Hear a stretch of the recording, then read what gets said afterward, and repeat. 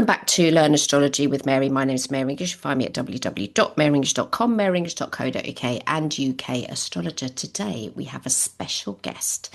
We have Vanessa Montgomery, and you can find her at Astro All Stars. So that's Astro and then ALLSTARZ.com, but I'll put the link in the show notes.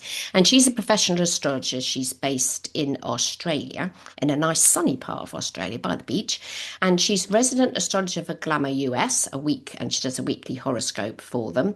She's also written for various other publications, Body+Soul Magazine, and she's also been on various different podcasts. She's written for Elle, Cosmopolitan, Time Out London, Refinery 29, Vice Broadly, the fashion journal Traveller, which is an Jet Inflight Magazine.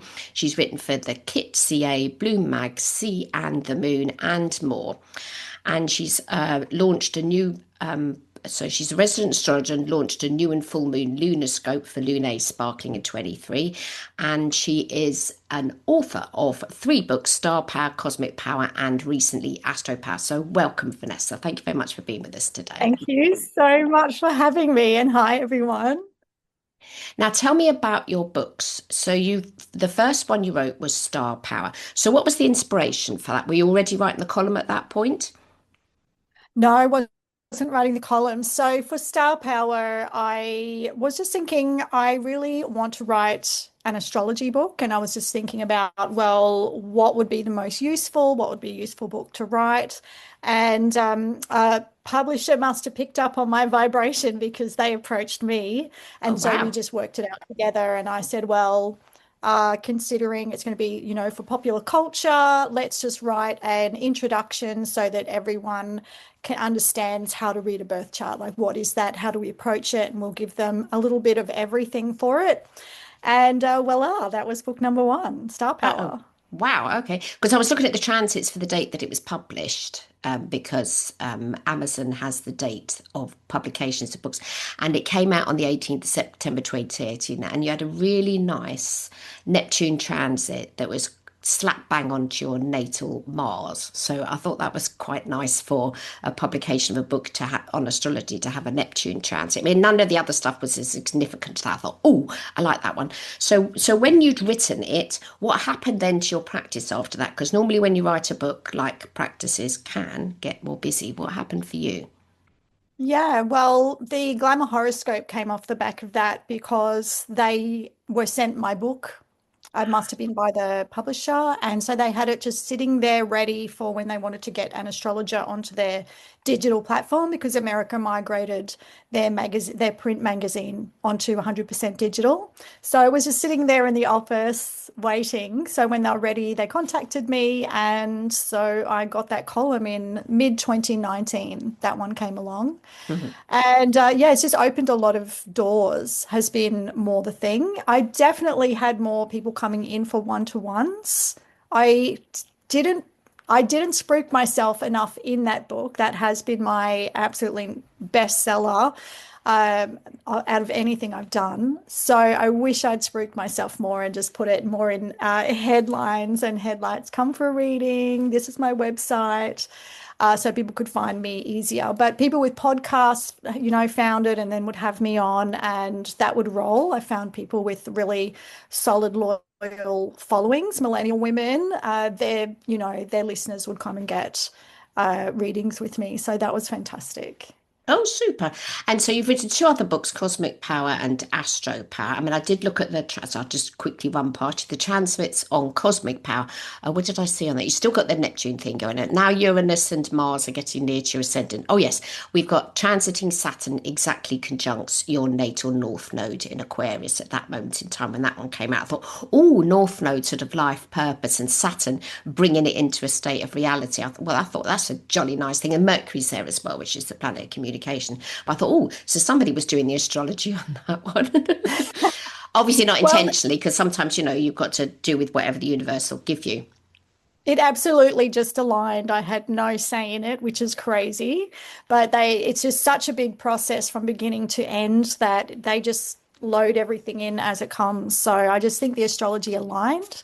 And I think that Neptune through my 10th, and yes, picking up my Mars in Pisces in the 10th, that was a really big part of it because in the end, everything's branded for modern mystics. And what is Neptune in Pisces? If not a modern mystic. And up in my career house, I literally was presenting as that and representing and funneling things through under that sort of, well, let's just say branding. Hilarious. So, yeah, and that just came about. So I think that was the transit's influence, and that Neptune's now just gone into my 11th house. So that era has shifted to the next. Mm. Okay, Mm. and then we'll just talk about your last one, and then I'm going to go on to other things. So Astro Power's come out now. So Mhm. this one, you were having a Chiron return-ish. It just gone a little bit past it. But Saturn's now on your MC, and then Uranus, transiting Uranus, is retrograding. That's right, slap bang on your ascendant. So Uranus, And which is the planet that governs astrology, yeah, sudden happenings. What's been the reception for the last book? well, the second one, I have to say, the second one came out during COVID. So that definitely slowed sales because nothing was open and no one was going out.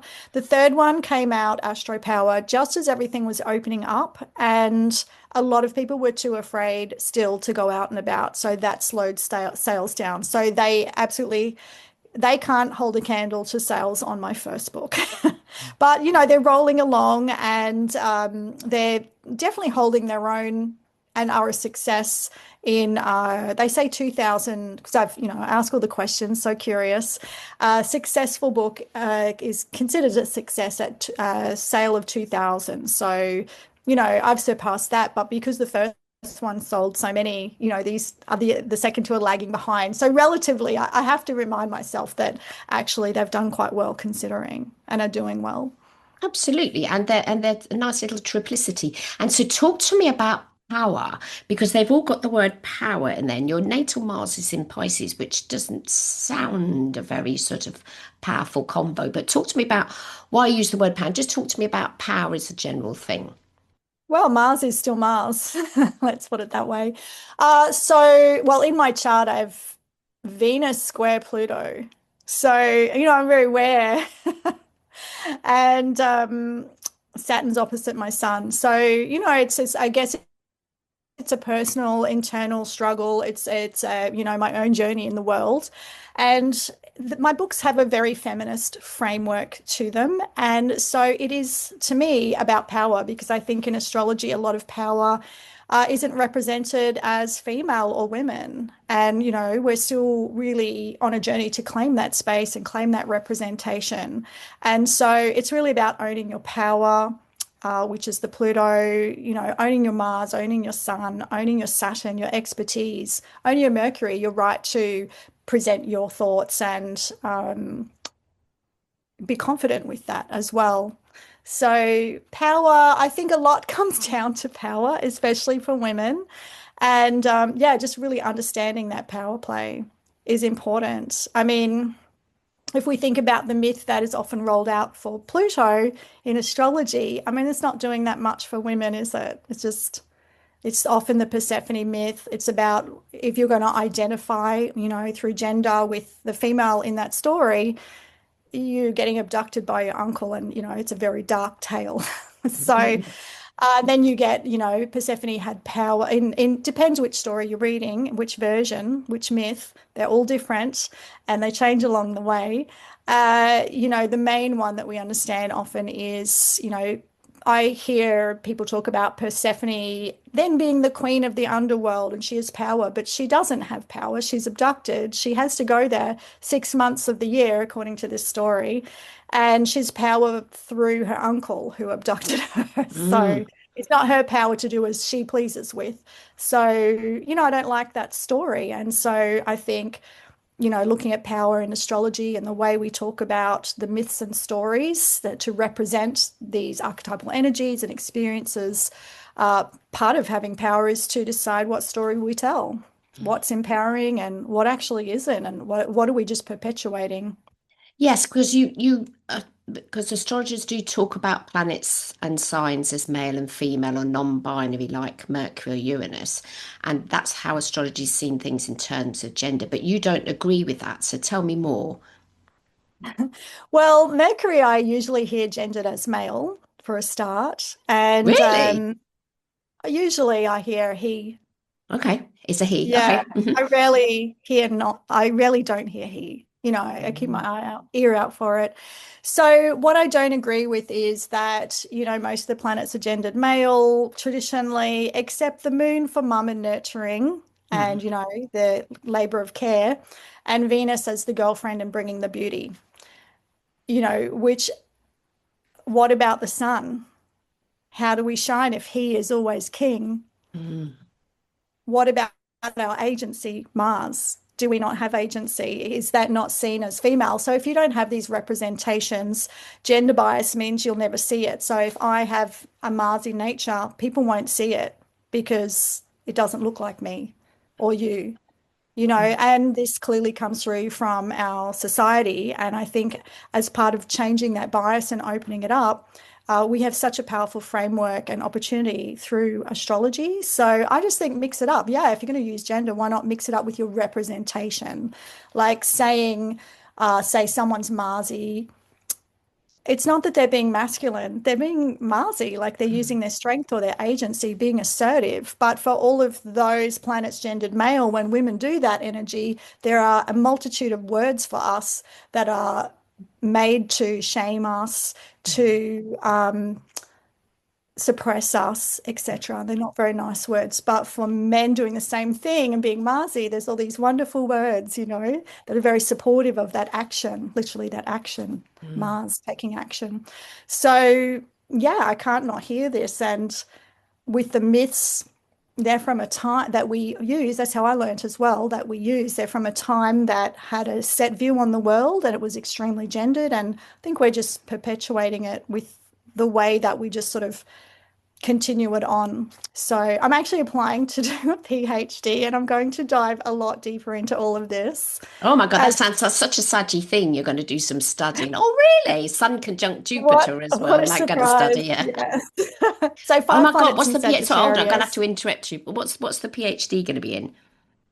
Well, it's going to be multi-hyphen, so really across a few fields. So I still have to boil down my questions. I still have to boil down my proposal and everything, but it's literally just what I've been working on thus far. So it'll be feminist, it'll be about language, it'll be about gender, it'll be about what astrology will be the framework. I Mhm. don't think the university will be as keen on that, but that's going to be my framework. They'll be looking into the mythology, different mythologies around the world, and just really getting to explore this over 4 years. So you can Oh, imagine my excitement.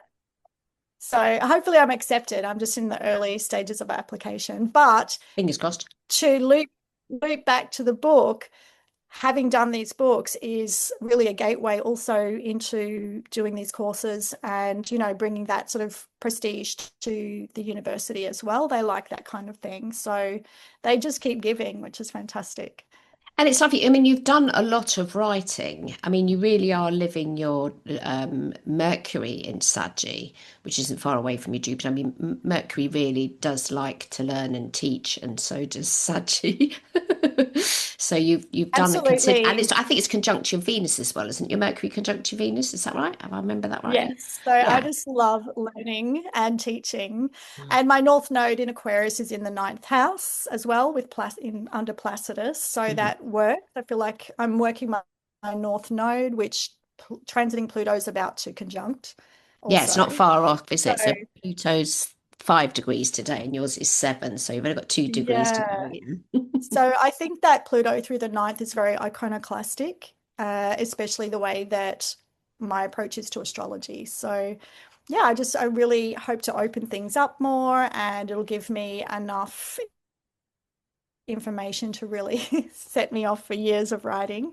But I write a lot. That's actually mostly what I do is like research and write. So I do readings. I'm looking at doing more group. live work as well. I want to be Mm, amongst the people. mm. And I have a conference coming up here in Sydney that's an embodied astrology conference. That's me and three other Australian women in astrology. So that's Mhm. going to be pretty wild. And I just love that it's in person. So that's a newer direction for me.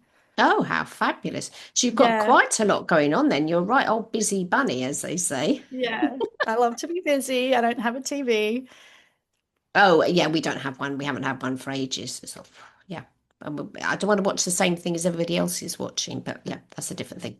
So you've written books, you do a lot of writing as well. So talk to me about how you even first got into astrology. What was it that prompted it? I mean, because quite a lot of people know what sign of the zodiac they are, but they don't become astrologers.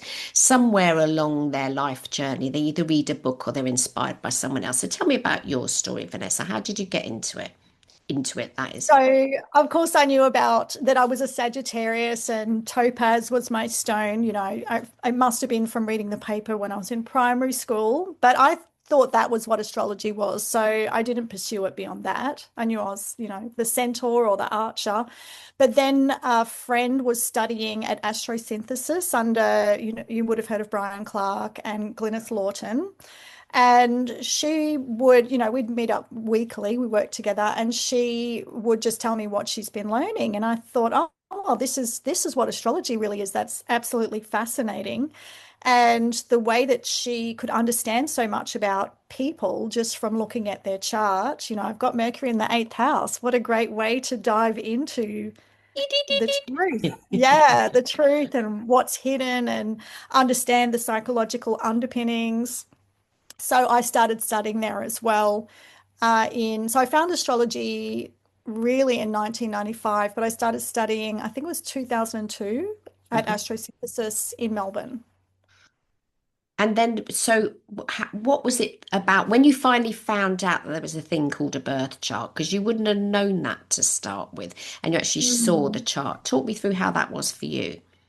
So that was through my friend, really. I really understood it because she spoke so much about it. And again, it just twigged my interests and I felt like I had a real natural affinity for it. I really understood what she was saying. I understood looking at it. It just had a natural affinity. There's things I don't have a natural affinity for, but this, it's like a duck to water. It was very easy for me. And it's just, the gift that keeps giving, as we all know, never bored. There's always something to learn. You're always observing. I love to observe people and I'm always listening and putting it all together. So I think that's where our astrological community is very similar as a type of people. Mm. But that Mercury, it loves it. Mm-mm-mm. And then you've got a Taurus ascendant. That's quite a totally different ascendant sign to your sun sign. That's a very earthy, down to earth literal sign. And then you've also got qualifications in sort of art and design, etc., which is a very sort of a beauty because Taurus is ruled by Venus and Venus is the planet of beauty, la la la la la. So you've Mm. used a lot of that obviously in the designs that they've put on the front. I don't know if you actually did the front covers of your book, but they're jolly. I think one person had commented that they wanted it just as a, well, not the astrology book was fine, but they also wanted it as the cover was so beautiful. I think that was your second one, Cosmic. Somebody said, "Oh, I just want it on my coffee table because the cover's so Yeah. great." So you've got an Well, understanding of that as well, yeah. yeah, so they did hire artists for those and designers. So I didn't do those. They just asked me what if there's anything I would like to say about it. And I said, just put an eye on there and a planet for the first one. So that's in the design. Yes, I'm very aesthetically driven as well. I do have that, that Mercury and Venus really are truly together. Mercury is conjunct the ruler of my chart, Venus in the eighth, so they are together. Yeah. And I just couldn't believe my luck that this publisher happens to make beautiful books. They do a lot with food and craft and artisanal work. So everything is very beautiful. So it's and very good quality. So yeah, I just couldn't, they found me, but I feel like I manifested it. So yeah, everything's beautiful. Part of my degree, my PhD that I'll be doing is also making my own images and exploring that so that I get to do both together. Not using And AI, I hope. no, no, I'm very artistic as well. So Good, I'll good, be good. doing Won't be my using own. AI. No, Lovely. I'll be doing my own images. Thank you very much. So yeah, so my degree's in fashion and textile design with it's an honors degree, so it's 4 years full time. Fashion and textiles, and I mean, I could have done an art degree, just anything in that sort of zone, really, that was creative was what I was looking for.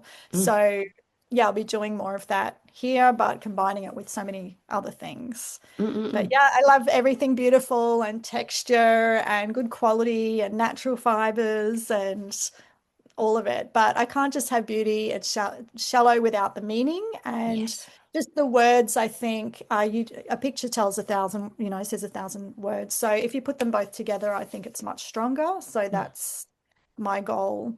mm, mm. And Yeah. so, and when people are learning astrology now, obviously they can use, because I've talked about it before on the podcast, things like apps, etc., to be able to tell them about their chart. But your books break it down and explain how to make the chart and what all the bits mean, Mm. which is lovely because that's what beginners need. But do you think there's a sort of a level of astrology that is superficial and therefore isn't correct? Or do you think superficiality is not a problem? I think astrology is really interesting because, the bar to entry is very low and you just build from there and then you just continue to acquire knowledge. But even when you just understand, say, a sun sign, there's a lot in that. And you can see, oh wow, that's yeah, I can see how that rings true. And initially that is how was the gateway drug for me too, I suppose, before my friend really explained what astrology was. So Mm, in 1995, when I was living in London, my flatmate had Susan White's book on Eastern and Western signs combined. And I was looking up everyone because I thought, wow, this rings quite true. And it's from so little information. That's very interesting. So I was basically judging whole people's character on it. But I was correct. So I think I was using my intuition a lot also. And I think that is also what we do. So even if sometimes when you know less, it's actually better yeah. because your brain isn't trying to override what your intuition is telling you. So if you can hold this loosely enough to use your intuition, it's very fecund. Mm. There's so much to it. So you can also go by the book and have a lot of knowledge, but I think it's dry if you don't use both. If you can bring them both together, very powerful. Yeah. And I think it's important to, because I did sun sign astrology for a long time and I'm a sun sign columnist. But I always Mm. knew how to, so when I even got into astrology, I knew how to make a chart, but I obviously used a computer program and stuff.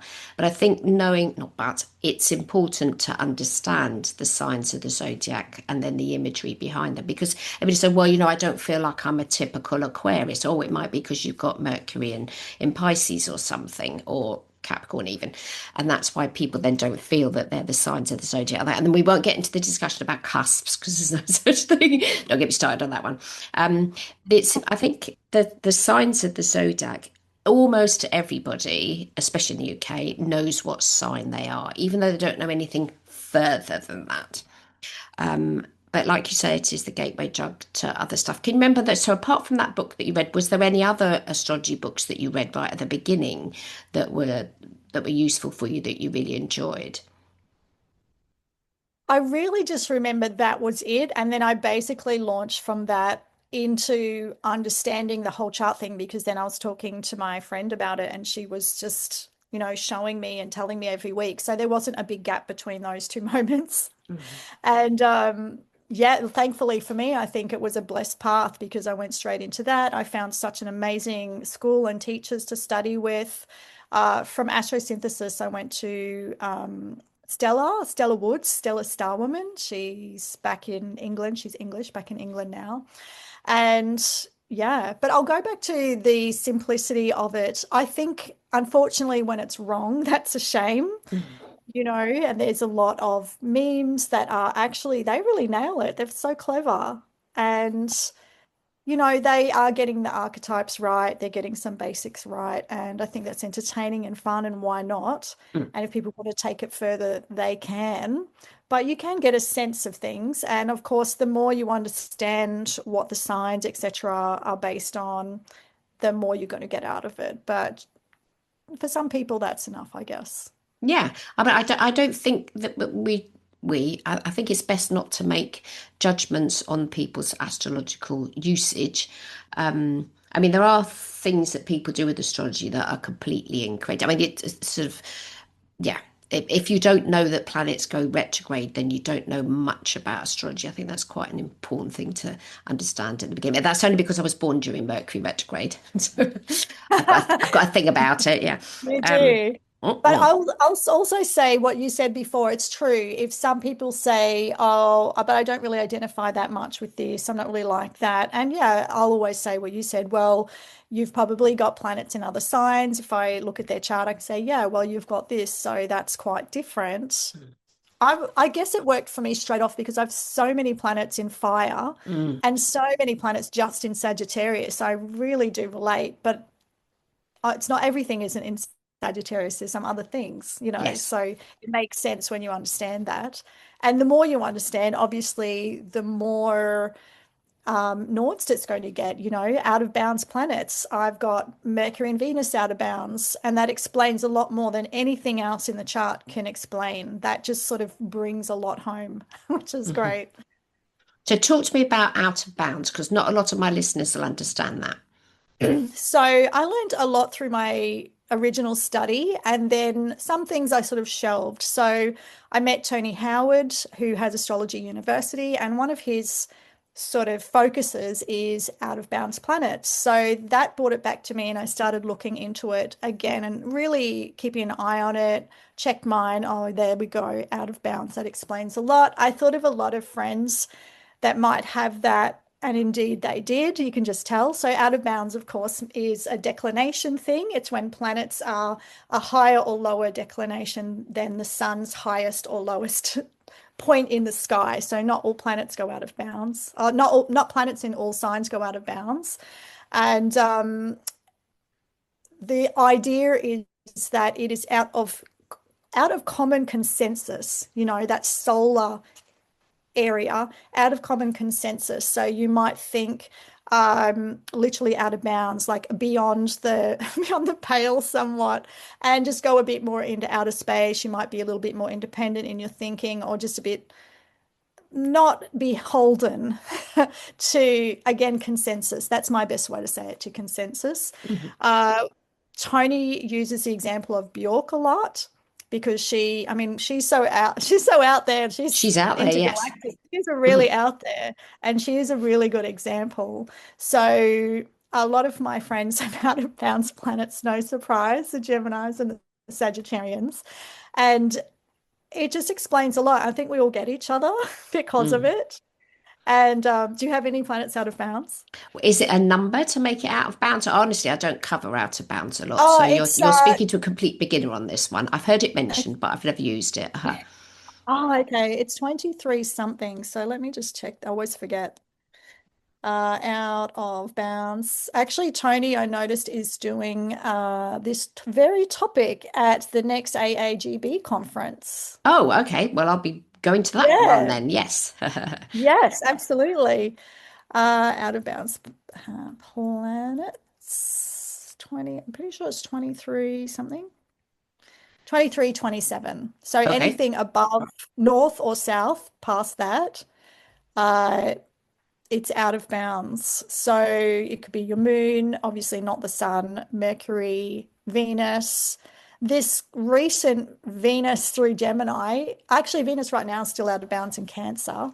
Mhm. So could explain a few things for a few people. Mm. Things it's interesting to see when Venus is out of bounds by transit in a kind of wild sign like Leo. Oh, does it go out of bounds in Leo? Let's say Sag, in Sag, yes, in Sag. People can buy things that they would never wear. So it's always good to know when it's out of bounds if you get into a relationship with someone you wouldn't normally Mm. date or buy something a bit gaudy, you're Mhm. probably going to want to take it back. I'm just Yeah. thinking of someone that bought something really loud that I just thought, you're not going to wear that. That's Ah. not going to happen. And it was an out of bounds purchase. Oh, okay. So they did this during the Outer Bands transit. Yeah, in Right. Sag. Right. So Okay. if you think of something I've kept my eye on. The silly season is basically Sagittarius season. The run up to Christmas is through just late November, December, Sagittarius season. Because Venus is very close to the sun most of the time, and planets do go out of bounds in Sagittarius and Capricorn. Mhm. When Venus is out of bounds during that time, the spending is wild. It's Yes. more over the top. It's just when Mm. it's in Sag, the parties are bigger, there's more, people drink more, spend more, and it's amusing. Always amused. So if you can there's declination ephemeris online. If you just Google it, you'll find something. But Mm. also Astro Gold, just that mobile app, they have a Mhm. section you can go into and look at the declination. I'm just going to look it up now. So you go to, where is it? In the reports sort of button, you can just go to transits and it's got the declination. It's got the planet, the longitude, declination, and house. So just go to declination, anything Mhm. over 23, 27. So currently Pluto's actually transiting. Oh no, it's back. It was out of bounds. It's back in. Venus, yeah. So Venus currently, oh, Mercury's also out of bounds right now. So Mercury's at 24.49, and 24.57 is Venus in Cancer, Mercury and Gemini. So they're both out of bounds. Right. Okay. I So shall check that out. Thank you. yeah. So also, yeah, transit wise, everyone, if that's hitting a planet for you, or if you've got lots of planets in Gemini and these planets are going over, that could be very interesting. Just note who comes along and maybe some ideas, since Gemini's out of bounds, are you meeting new people, discussing new things, or something you want to find out or sort of leap over to? It could be a good time since you're a little bit more free, but Mm. also loose lips sink ships. So Yes. I don't mess up. Yeah. Oh, super.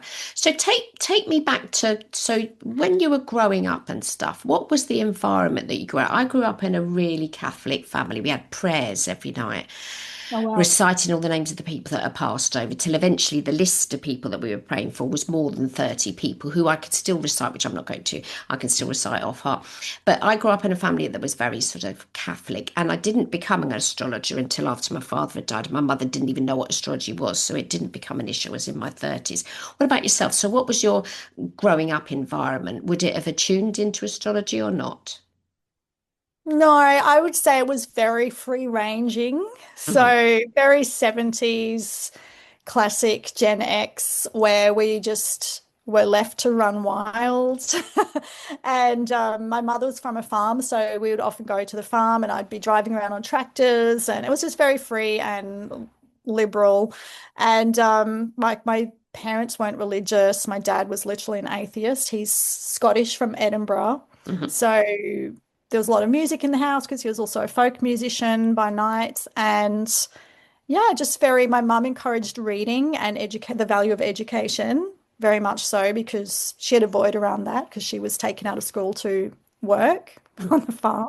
Hmm. And yeah, so I had a lot of books. I could sort of write a bit and read a bit before I even went to school. And yeah, just very free ranging, not religious. I remember discussing this with a friend that did have to go to church occasionally. And I was like, do you think there's really Occasionally, a we went God? Because every I'd watched the Sunday. Sorry, go on. well, the Jesus movies, Christ movies were on at Easter, so I used to watch those, and I'd be like, "Do you think there's a God?" And I came to the idea of it's a story, and there was probably this person, but I just if you're not raised in something, it's easier to have a more open mind around it, maybe. Yeah, and also So to yeah, I just read question a it. lot. Mm. So there was, Yeah, I just thought it was a story yeah. and historical. And, I think the spirituality side's really important. I always thought there's a mystic aspect to life. I've got Neptune as on my sun. So I get all of that. I just thought this is something people have made to, build around it and structure it somehow. And yeah, I wasn't really buying that structure. Mm. And so you've got Jupiter conjunct the Sun as well. So Jupiter's happy in Saggy, and that's the planet of belief. So how important are astrological beliefs for you? Do you believe in astrology, or do you know it as something that exists? Is it a belief or a knowledge? That's a question for you. Well, no Sagittarius is going to give you a short answer on anything, especially a topic like this. It is very philosophical. So there's definitely no short answer. I would say it's not like I believe in it. I think I have faith in this as a really amazing system. It's an amazing system, but I like it most because it's also such a great framework for the intuition, which is always there. I think it's really interesting and entertaining for our brains. But I do believe in it as a system. I have faith in it as an incredible system. And but also all roads lead to Rome. Some people ask, do you need astrology? And I'm like, well, if you really have faith in your own abilities, your own intuition and knowing, then no, you don't need astrology. You can take the guardrails away. I kind of need the guardrails. I think that coming up in this sort of society that we'll come up in, it's a challenge to really truly believe yourself and your intuition. So it just helps to have this and let whatever come forward come forward. Does that answer your question? Yes, it does. Yes, and the intuition, you've used the word quite a lot, that that's important for you. Mm. I mean, that definitely is a Neptune word. I mean, when Neptune was transiting through Pisces, I wrote a book about it because I'm a Pisces and it was my ruling planet. It's never going to happen again. You know, what is intuition? What is the higher self? What, you know, all those why am I here questions, and which I think when people learn astrology, they do go through that, the sort of question, why am I Mm. here? Because having a chart allows you to understand where you are in relation to the cosmos. Obviously, you're on the Earth, but where are you in the bigger scheme of things? I think astrology is quite all Mm. encompassing. That we're not just on planet Earth. That there is something above us. Not that there. I mean, we're not like Babylonian astrologers. We're not worshipping the planets or saying that they can do lots of stuff. But I do think that That's astrology, right. yeah, astrology is great for expanding the mind and realizing that even though we're all, like in your case, you're all Sagittarians, there's all going to be different varieties of Sagittarius, but you still are born under the sun of something. I don't know. The longer I'm an astrologer, and when I look at charts and stuff, I don't need to explain it to myself. I just go, oh, you know, I love a chart and I love all about it. But when it comes to beliefs, you sort of, because um, a belief is something that you have to give yourself to. You don't need to believe in something. You don't need evidence, you know. So then we get into this place, you know, what is evidence and what is belief, and I don't think that needs to come into. Well, obviously we need to live on the earth and stuff. We need to have a bit of a reality check every now and again. But I think astrology allows us a form of belief. But my worry is, for me, has it replaced Catholicism? Is it an either or? And I think, well, no, I mean, I don't want to be a Catholic, trust me on that one. But it I does don't talk think it about those replaces types it. of things. Yeah. Yeah, I don't think it would replace it. I'm sure that someone can be in a religious belief system and framework and also understand this as a tool or a system because it's not like you're saying anything about astrology is a creation deity, Mm. and the Bible did refer to a lot of astrological things and Yeah. the story of Christ is this really layered onto the story of the solar journey and all sorts of things. Like they're sort of similar in some ways. Mm. So yeah, I think that you can hold a lot of views on things, and it's a shame that maybe some religious institutions are threatened, I suppose, by astrology and Mm. that knowing. I'll also say with the intuition, fire signs, like their thing is intuitive, so it's a flash. Mm. And with the Neptune, perhaps it's the Neptune on my sun as well. I'll just know things, I suppose. Mm. But yes, intuition is, I think we all have it. It's just distinguishing, am I imagining this or is this something I'm picking up? Sometimes I can't really tell which is which until I get a response from someone. And I'm like, oh, that was real. Not real, but that was information coming to me from something external. Yeah, yeah, yeah.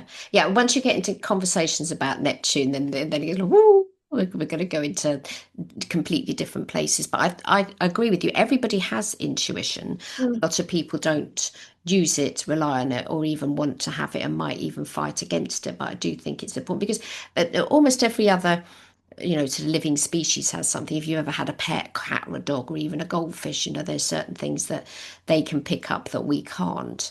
And we sort of do them differently. But what I also like about astrology, it isn't a religion, but it equally isn't a science. There is science in it, otherwise we would have plot Mm. planets and their movements and stuff. And going back to sort of storytelling and stuff, you must be a storyteller, surely, Sagittarius. Yes, Mercury in.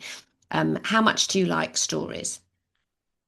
Well, I like a tall tale. Like I have read books since I was young. I love to go to the movies.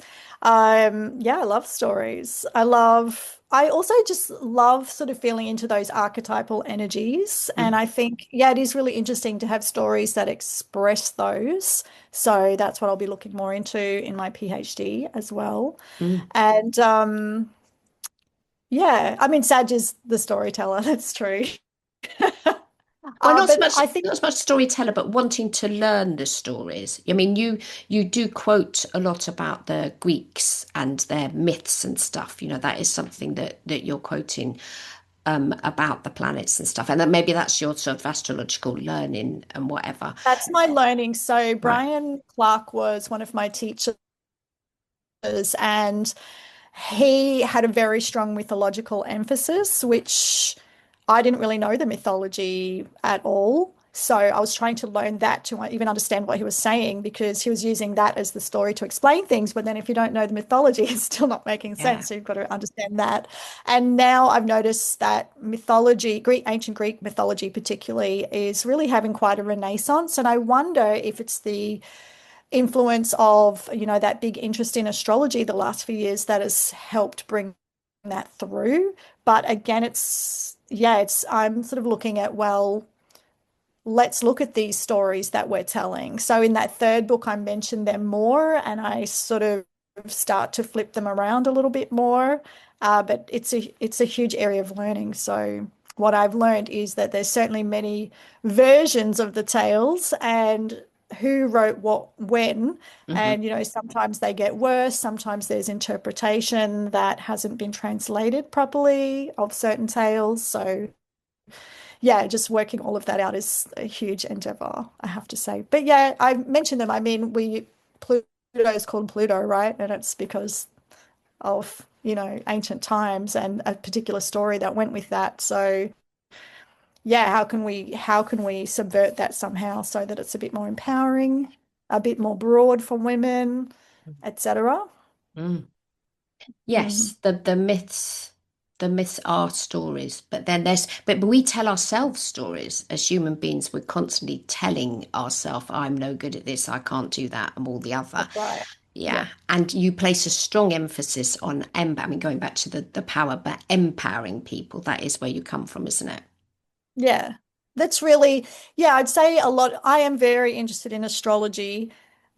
But I'm also, I think more of my drive is really empowering and liberating women, breaking out of this sort of compulsory heterosexual sort of normality that it's not like you can be all the things. Like you can do all the things, you can be a sporty woman, you can be a boss as a woman, you can be a creative man, you can be a sensitive man, you can whatever, it doesn't matter. So I think that's really the empowerment I'd like to see, sort of get rid of these limitations on what you're allowed to do, Mhm. because that is still very much a thing.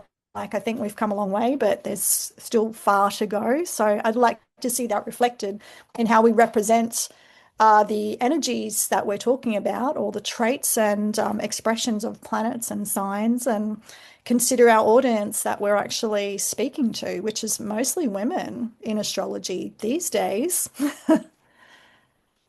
Um, Mostly women that we're speaking to. Yes, I suppose so.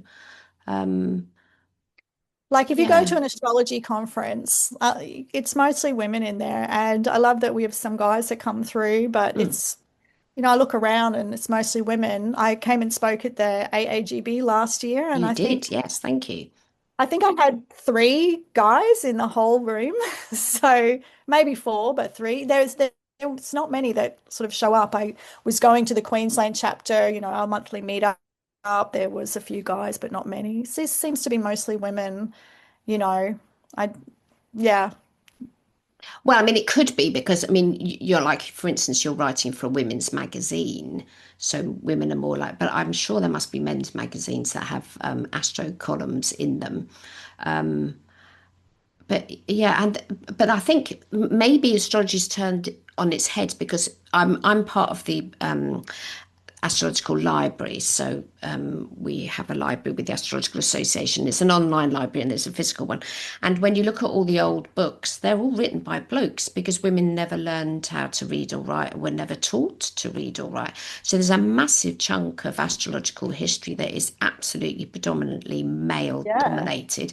And it isn't until the sort of 60s, well, actually probably about the 30s, beg your pardon, that women writers started to be writing about astrology or on astrological things. And now it's like you say, maybe has gone totally the other way, but it wasn't always like that. It was quite a male type of job, but jobs have altered. Like I've got a younger sister who's gay, and she's a painter and decorator. She's an Aquarius, but she's a painter and decorator and gets up ladders and does things. And the thing she hates the most is going around to people's houses, and it's some old boy that can't do the job anymore, and then she'll tell him what the quote is and stuff, and then it will sort of, oh, you should have done it this way, you should have done that. And just the fact that she is a woman, not very tall either because she's a bit short like me, but the fact that it's a woman coming to do something that he thinks he's an expert in, that really, that'll totally sort of set her off and stuff. But there definitely are attitudes towards gender that need to be resolved. And I think Yeah. we can do that in astrology. But to say that it is a lot of women, yes. But then surely we are the ones that need to be communicating with the women, like you say, to empower them and stuff, so that they don't need to follow all those patriarchal blah de blahs. Yeah.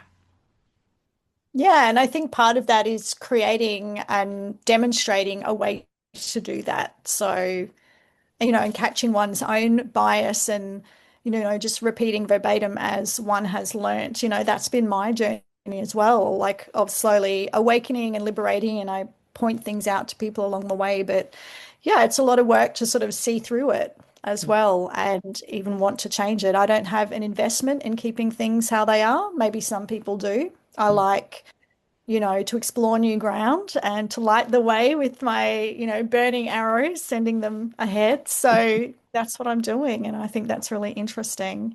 Mm. So hopefully other people do too. I think one of the reasons that first book particularly was so popular is that, obviously it was pink. It's mostly women that bought it, millennial age generally, I think. And they really liked it. And I don't think they're quite clear about why they liked it. And I think they liked it because it was really empowering. It was speaking to them, saying, you can do this.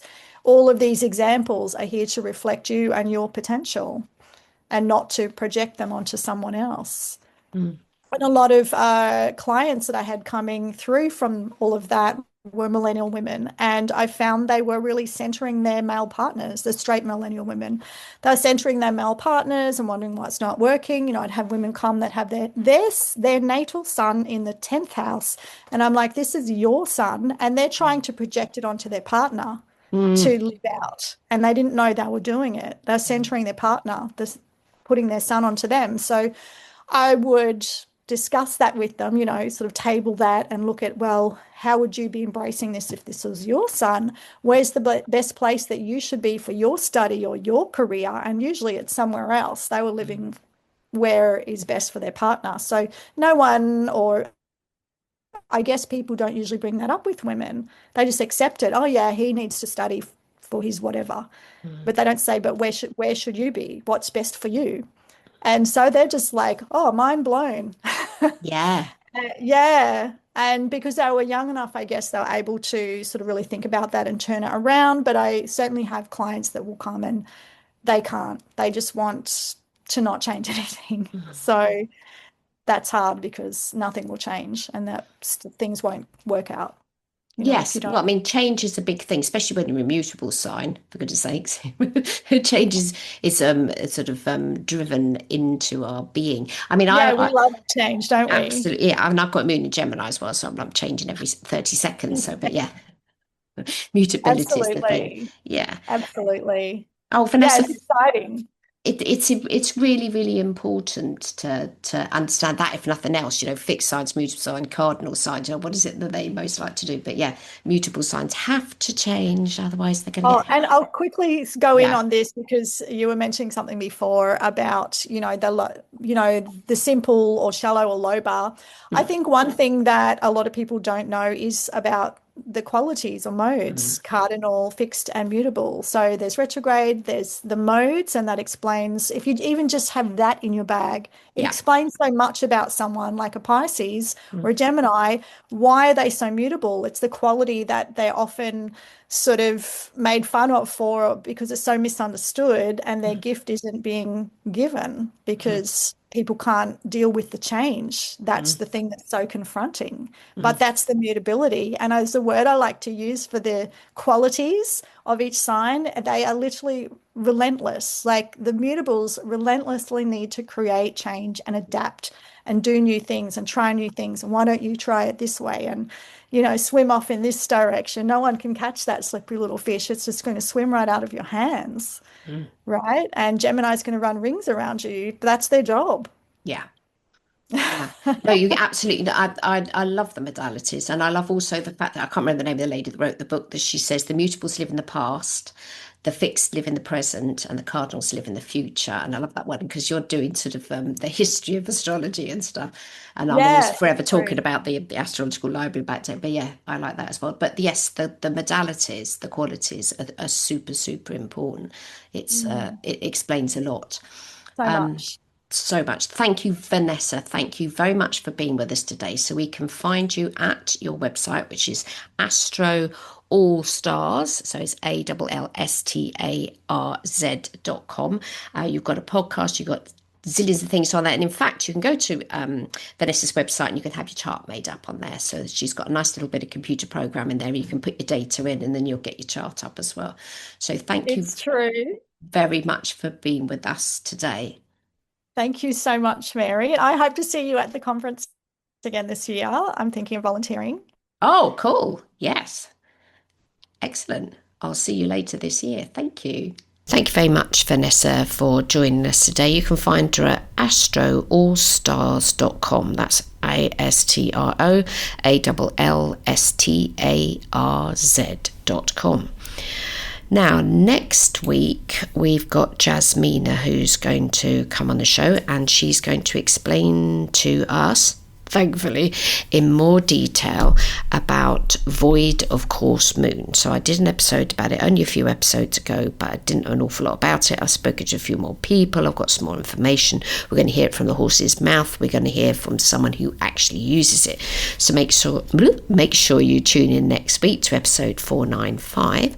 And I hope you have a fab week. And I'll be back next week. Bye-bye now.